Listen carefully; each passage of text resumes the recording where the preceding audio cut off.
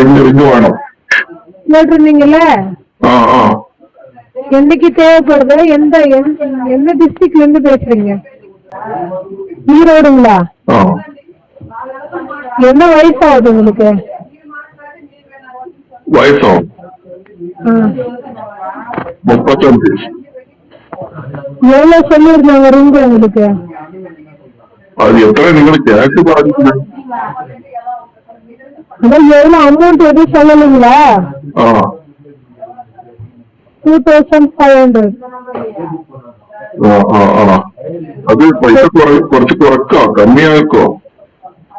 கம்மி வராதுங்க, அதான் ஃபைனல் ரேட்டு.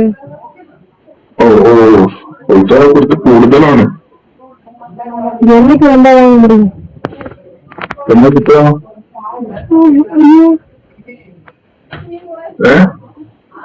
சொல்லுங்க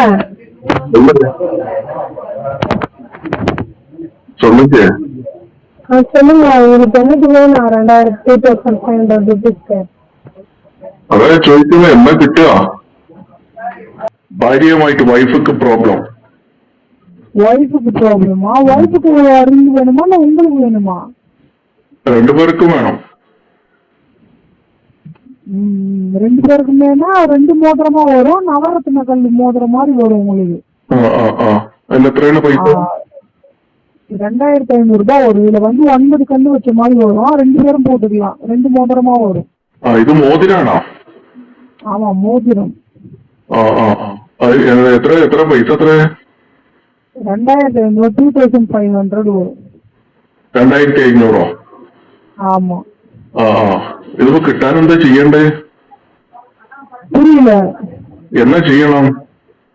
இது ஒண்ணும் இல்ல ஐயா, நீங்க எங்க இருக்கீங்களோ அந்த அட்ரஸ் ஃபுல்லா சொல்லிட்டீங்கன்னா உங்களுக்கு 3 நாள்ல இருந்து 4 நாளுக்குள்ள வரும். குடும்பத்துல சண்டை சச்சரவு இல்லாம இருக்கிறதுக்காக குடுத்து விடுவாங்க. குடும்பத்துல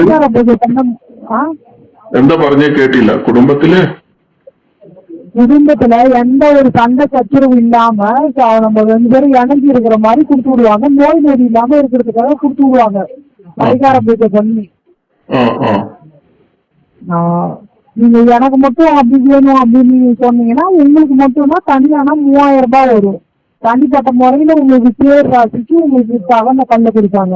இல்ல 2 பேருக்கும் சேர்த்து எனக்கு 2 பேரும் இது ஆகிற மாதிரி வேணும்னா 9 கல்லு வச்ச மாதிரி 2 பேருக்கு வரும்.